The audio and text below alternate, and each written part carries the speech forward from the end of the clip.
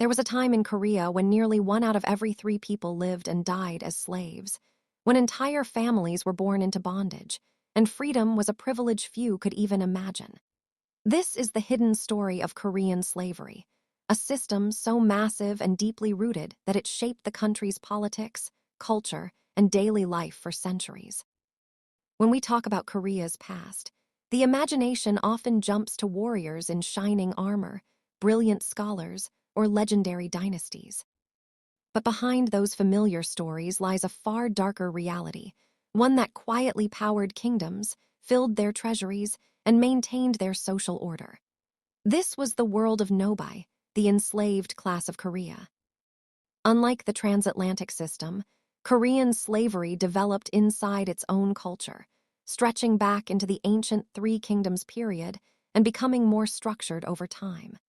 But it was during the Goryeo, and especially the Joseon dynasty, that slavery became a defining feature of society. The Korean social hierarchy of the time was strict and immovable. At the top were the Yongbin, the aristocratic elite, educated, wealthy, and politically powerful. Below them were commoners. And beneath everyone, forming the foundation of the entire system, were the Nobai, men, women, and children who were treated as property. Some were state-owned, forced to work for the government on farms, construction sites, military supply lines, or domestic service. Others were privately owned by noble families, serving as household workers, agricultural laborers, craftsmen, or even bodyguards.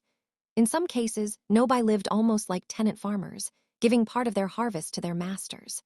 In others, they lived under near total control, unable to marry freely, move freely, or own property. Korean society at the time justified slavery with a mixture of Confucian ideology and practical needs. The elite believed strict hierarchy created harmony, and the state, which constantly needed manpower for its vast bureaucracy and agricultural demands, built laws that kept slavery profitable and stable. Slavery was not only widespread, it was inherited.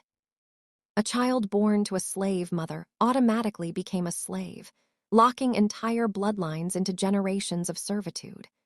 By the late Joseon era, the enslaved population had grown so large that some regions had slave majorities. Yet within this grim reality, life was not uniform. Some Nobai could buy their freedom, receive partial rights, or even earn wages. A few rose to respected positions, but for most, survival was the only goal. Over time, as Korea modernized, the institution began to break apart. Economic changes, social shifts, and growing pressure from both inside and outside the country slowly eroded the power of the aristocracy. Finally, in the late 19th century, slavery was fully abolished, ending a system that had lasted more than 1,000 years. This is the untold side of Korean history, the story of millions whose silent labor built the world we often admire. A story of hierarchy, tradition, and the slow struggle for human freedom.